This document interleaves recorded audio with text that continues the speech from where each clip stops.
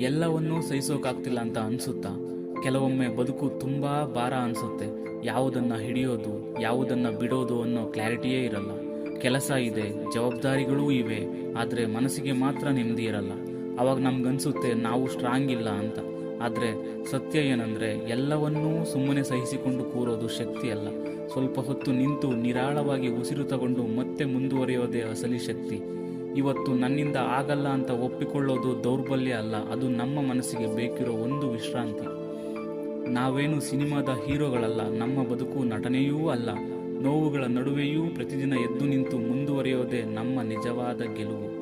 ಹೋರಾಟ ಅಂದರೆ ಗೆಲ್ಲೋದು ಮಾತ್ರ ಅಲ್ಲ, ಸೋತ ಮೇಲೂ ಧೈರ್ಯ ಕಳೆದುಕೊಳ್ಳದೆ ಇರೋದು. ಇವತ್ತು ಎಲ್ಲವನ್ನೂ ನಿಭಾಯಿಸೋಕೆ ಆಗಲಿಲ್ಲ ಅಂದರೂ ಪರವಾಗಿಲ್ಲ. ಇಷ್ಟೆಲ್ಲ ಆದ ಮೇಲೂ ನಾವು ಗಟ್ಟಿಯಾಗಿ ನಿಂತಿದ್ದೀವಿ ಅಂದರೆ ಅದೇ ಸಾಕು. ನಮ್ಮ ಮೇಲೆ ನಮಗೆ ನಂಬಿಕೆ ಇರಲಿ.